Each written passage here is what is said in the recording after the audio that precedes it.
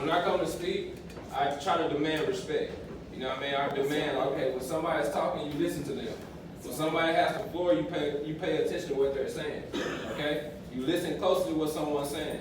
Just like when I asked the question and asked you all, like, you know, how y'all doing, and I asked you, okay, tell me something good. All right, when somebody said something, when my man was saying something, did I cut him off? No, sir. I listened to him, right? So that's the first thing I want to talk to y'all about is respect. How many of y'all know what respect is? Tell me what's respect. Respect is basically where you have. Okay. All right, finish. Okay. There you go. Honor towards somebody. All right. Basically, when I say respect, it means treat somebody how you want to be treated. When it comes to respect. All right. When Mr. Shelby asks y'all, I pay attention to every single thing. When Mr. Shelby asks y'all to come together or be quiet, or whatever, I heard people complaining. I heard people whining. I heard people saying, "Oh, I feel comfortable right here." No, do what the man asks you to do because he's telling you to do it for a reason. And that's the thing that we have to implement in our lives as young people. We have to respect authority. You're not going to get to where you want to be in life if you do not know how to respect authority. So the first thing I want to talk to y'all about real briefly is respect. Treat people how you want to be treated. Now, I understand that everybody comes from different backgrounds. I understand that some people was raised in poverty. I understand that some people are being raised by their grandparents or their grandmother. But when you come to school, and when you come here, and this may not be where you want to be. Some of y'all may hate school. I hated school. But I knew in order for me to get to where I wanted to be in life, I had to make school a priority in life. I had to come to school. I had to listen to my teachers. I had to listen to my coaches. I had to listen to the people that I knew that was placed in my life for me to get to where I want to be in life. And respect has got me to where I'm at today. You're looking at a 28-year-old CEO of a non-profit organization where I'm talking about, I sit down and I have a conversation. And I just left a conversation Sunday talking about $2 million. And here I am, 28 years old, growing up in Memphis, Tennessee. Respect got me to where I'm at. I'm not bragging, but I'm telling you all this so you all can be inspired.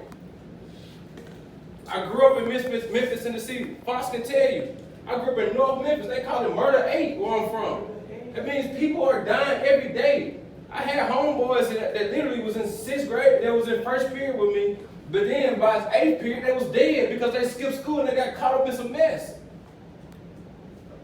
Life is real. Life is short. Sometimes things do happen to us in life and we don't understand it. But guess what? You have to be able to play the hand that's dealt to you in life. My mama just died 8 months ago.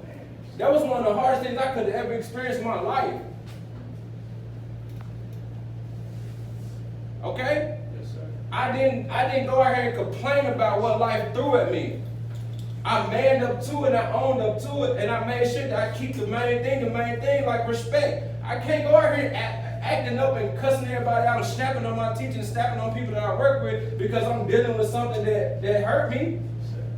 I have to always maintain a level of respect. No matter where you want to go in life, you have to keep respect the main thing. Treat people how you want to be treated. So what's the first thing? Respect. Say it again. Respect. The second thing is responsibility. Take full ownership of who you want to be. Take full ownership of where you want to go in life. Those things start right now. You have to find your identity. You have to find out what you want to do in life and work it and get there. Listen, and life is not about where you come from, it's about where you're going. Amen. Okay? It's not about where you come from. I know some of y'all come from a broken home. I know some of y'all being raised by a single parent. I know some of y'all, man, wish that y'all could go out here and do what y'all see these other rappers and these other people doing on TV and on YouTube and on Snapchat. I know y'all want to do that. But I'm going to tell you, man, going out here robbing people, stealing, and taking advantage of people and all this other good stuff, that's not going to get you nowhere but dead or in jail. I'm telling you what I know. I'm not telling you something that I just hear. I experienced it. If I were to talk to y'all about some things that I've been through in my life and things I had to experience, especially growing up in Memphis, Tennessee, man, it'll probably scare y'all, some of y'all away. And some of y'all probably have been through something worse than I've been through in my life. Sometimes you have to grow up on your own. Your father's not in your life, so you got to figure out life by your own. I got homeboys who've been raised since they was 13 years old, man. So I feel some of y'all pain. I understand what some of y'all going through. But listen, coming to school, acting crazy, acting up and doing things out of pocket and doing disrespectful things, that's not going to make your situation better. We teach a class in the Morgan County Jail where we talk to men, I'm telling you, and women, man, over 50-some people are in each of our classes. Matter of fact, we got a meeting with Limestone County Jail, prison, literally at 2 o'clock today, in a couple of hours. And we got to go talk to men who's locked up. Listen, you got to keep your freedom. I know people rap about, oh, getting locked up and stuff like that. Let me tell you, once you get behind them bars, man, it's totally different. When you get up in them pods, and I'm talking to my young ladies in here as well, because we teach a women's program as well. That thing is serious behind there, man.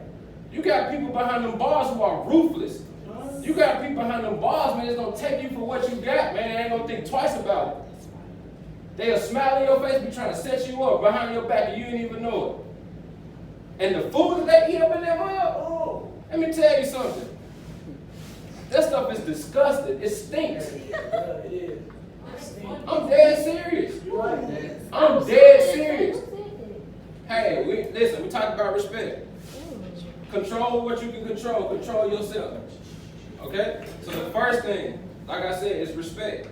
The second thing is responsibility. Take full responsibility of who you want to be and what you want to do in life. Which means if you got to come to school and you got to come to here and you got to be on time and you got to do your work, you got to listen to your teacher, just do it. A lot of times, man, we know what to do, we just don't do it. So just do it. I understand some of y'all may have a lot of responsibilities when you go home. That's cool, but I guarantee you, if you do good now, good gonna follow you later on. Amen. And the third thing is character. It's character. Character means who are you as a person. When y'all walk in these classrooms, y'all represent something. When y'all walk in these classrooms, your teachers and your principal, they automatically think something about you. If my man were, and I'm not saying he's like this, but if my man were to walk in the classroom every single day, and he's rude, he's got an attitude, he's cussing people out, he want to start fights, if that was the type of characteristic that he had as a person, when he walk up in the classroom, the teacher ain't going to want to deal with him. No way. They're going to hate to see you coming. And let me tell you, listen, you never know who you may need in the future because the tables of life will always turn. You can be rude to people now, but life may throw something at you as you get older. You're going to need them same people that you done disrespected back when you was young. I'm serious. I'm serious. The last thing, I remember when I was in 12th grade, I was a teen captain. You know, star point guard, right? My 12th grade year. So I don't know why I thought like I was just that guy. I was decent, I was average, you know what I mean? I was cool. You know, we won a couple games. I had a couple, 12, 15 point games, things like that. That's cool. So I thought just because, I started getting a little recognition that I was that guy. So I stopped listening to my principal. I stopped listening to my teachers. And guess what? I had my assistant principal. One time we had an altercation. We had like a disagreement. And we got into it, right? And when we got into it, I told him, man, I don't need you. Guess what? 3 months later, I had to go knock on that man's door and ask him to help me with my senior presentation. Then I had to swallow every single thing that I said to that man. I had to go back and put my pride to the side and apologize to that man and say, hey, I'm sorry. I do need you. He could have easily told me and said, man, no, you said you don't need me, right? And I would have failed and flunked and I wouldn't be able to go to college. Yes, sir. Every teacher ain't going to be that lenient. Every teacher ain't going to give you a second chance. You guys are already looked at as a minority. Why go out here and continue to feed into that mess? Everybody in this circle, in this room, man, y'all smart. Y'all are intelligent. Yes. Y'all are creative. Talented. Y'all are talented, gifted, all this stuff. Your circumstance at home do not define who you are as a person. Amen. So what's your character? Who are you? Do you want to be a man of respect? Do you want to be a man of honor?